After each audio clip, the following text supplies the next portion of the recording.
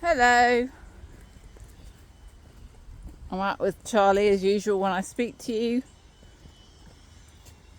It's been nearly a week since I tapered my amitriptyline down to 30 milligrams from 40 that I've been on for a while, and I'm taking 30 milligrams of duloxetine alongside, which hopefully gives, well, I think it definitely does give me a bit of cover.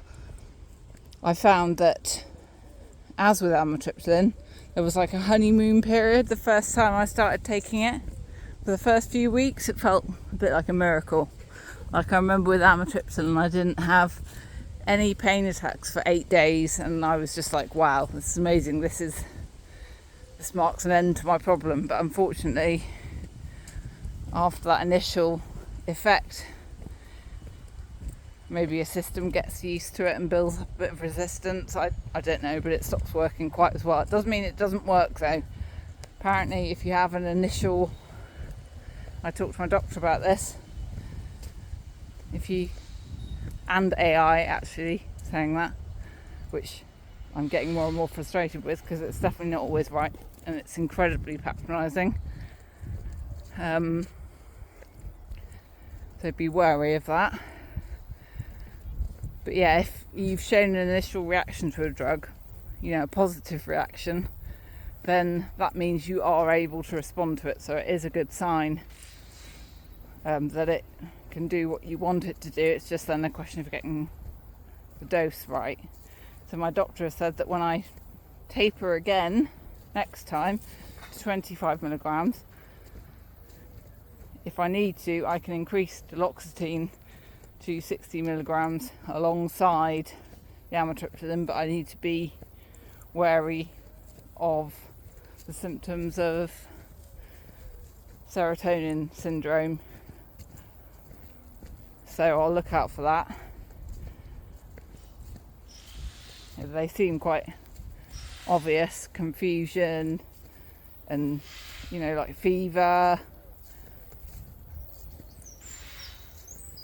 drowsiness.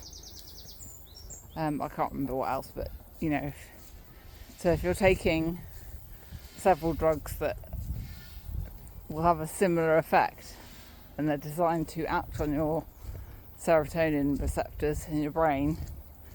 So when I looked at using medicinal cannabis alongside that amitriptyline, that was also a potential risk, this serotonin syndrome. Although I found out that as much as I've tried 3 different types of medicinal cannabis now, vape, oil and gummies, it just doesn't work for me. I get more pain. It's a very clear spike in pain half an hour after I've taken it. Although I think it works better in the morning for me, but then morning seems to be the time after the initial spike in pain when I first wake up, which responds really well to food and a hot drink, even a caffeinated coffee.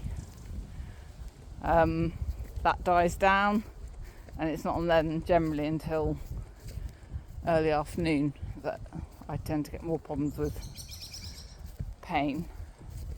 And the more I do in the morning, the more likely the pain is going to show up earlier. I actually use paracetamol, like a half dose, so 200 milligrams. I found that really effective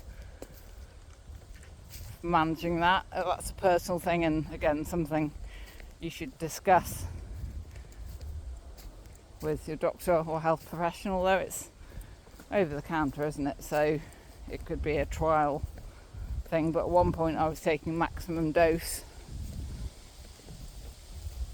This showed up on my blood test results, and so it was having an impact on me. It can have an impact on your liver and kidneys, so again, you've got to be a little bit wary. That was maximum dose, so 2 tablets, 500 milligrams 4 times in one 24-hour period. So you've got to be a bit careful with over-the-counter drugs too, but you know, to me, it's just so important. It allows me to actually function, just taking the edge off the pain. Anyway, so it's nearly a week since I did my last taper, and so I'm a little bit apprehensive.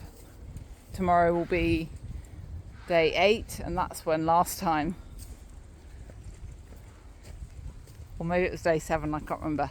Anyway, tomorrow for me, it's a week tomorrow since I did my last 5mg taper, and it took a week to really kick in last time, and it was notable between a week and 14 days after the taper. So I'm a bit apprehensive about that, but it doesn't necessarily mean it's the same. I'm going to experience the same. Also, I haven't got my period anymore, and I know that massively impacts my threshold. I get a lot more pain in the run up to my period and during, which was 15 days this time.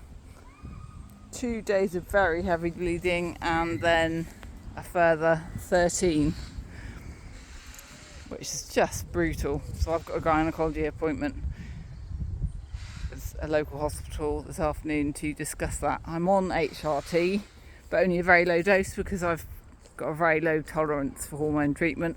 It sends me completely loopy, and particularly progesterone, although I also know that when I've had a bit too much estrogen, that's also had the same effect. So I need to discuss that this afternoon and see if there's anything I can do. Charlie, come on. And Charlie, here he is, my sweetie pie. Hello. Right, we're going to put your lead on. Sit. Good boy.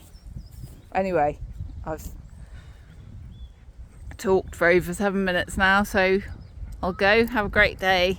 Speak to you soon. Bye.